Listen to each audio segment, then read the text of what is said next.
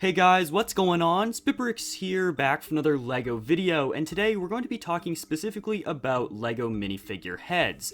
Now, that sounds like a slightly peculiar topic, right? Well, there's something very interesting that we need to explore. Have you ever noticed the small openings on a pen cap? Well, how about the small 3 holes on the top of some of your favorite LEGO minifigures? So, similar to the holes in a pen cap, LEGO minifigures have holes in their heads. Well, that is, they used to. This may be one of the most mysterious LEGO topics that I have extensively researched due to its recent disappearance and speculative uncertainty around the reasons why. You see, the history of LEGO minifigure head holes dates back to the early years of LEGO, when the very first LEGO minifigures were created in 1975, on which the LEGO minifigure head made its debut. Now, there were also these things a year earlier, but we don't count these, they have a completely different story behind them.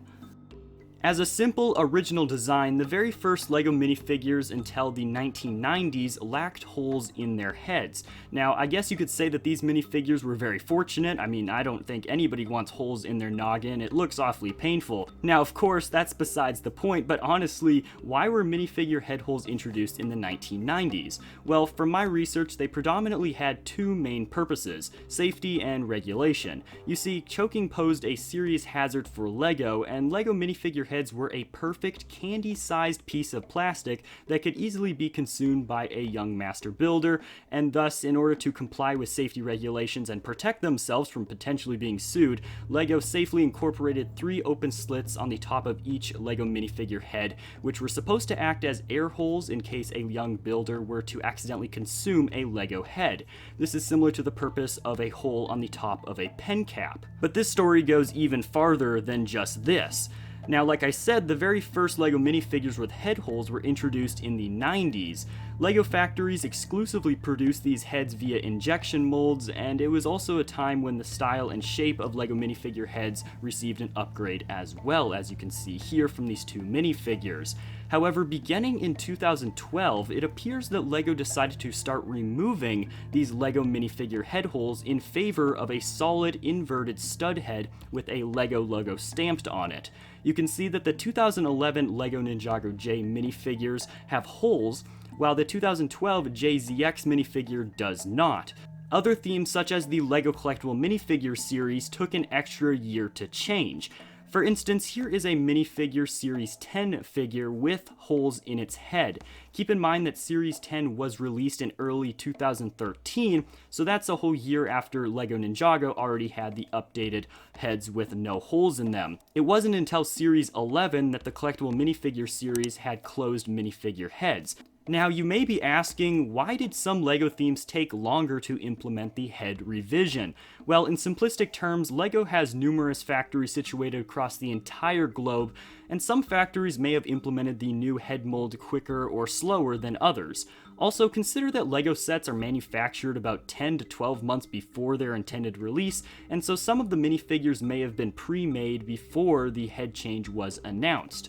Anyways, this resulted in a gradual introduction of these new heads without head holes over the period of 2012 to 2013, and if you have any LEGO sets from this time period, it might be interesting to go check your minifigures and see which type of head they have. But of course, now the main question: why did LEGO decide to remove the minifigure head holes in the first place?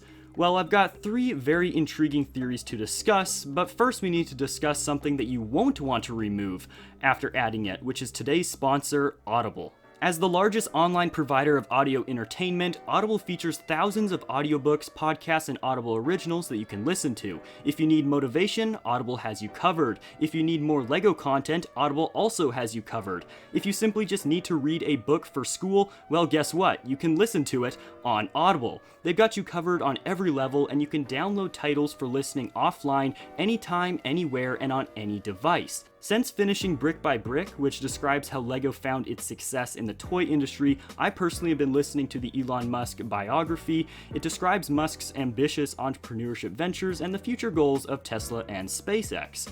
Audible has a plethora of content to help you accomplish your goals, whether that is to be a smarter student, an ambitious entrepreneur, or simply a stronger person in your daily life. Visit audible.com/SpitBrix or text SpitBrix to 500-500 to start your 30-day free trial today, which includes 1 free audiobook of your choice and 2 Audible originals. That's audible.com/SpitBrix or text SpitBrix to 500-500. Thank you to Audible for sponsoring today's video, and now here are the 3 theories explaining why LEGO removed the holes from their minifigures. The first theory pertains to fundamentals while choking. In all honesty, if a builder swallowed a LEGO head and got it stuck in his or her throat, the air slits would actually prevent the builder from being able to produce enough force behind the piece in order to cough it up. So the head would in fact be harder to remove, which is counterproductive. But at least the builder would still be able to breathe through the holes, right? Well, not exactly, and that brings me to reason number 2. People have claimed that these practically microscopic holes are actually quite useless.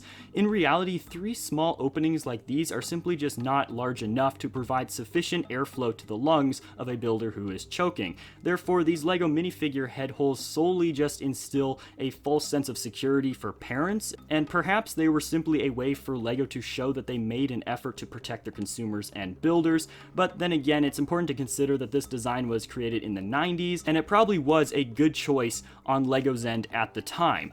Still, at the end of the day, you don't hear many news stories of builders choking on LEGO heads anyways, but it is certainly an interesting topic to ponder about.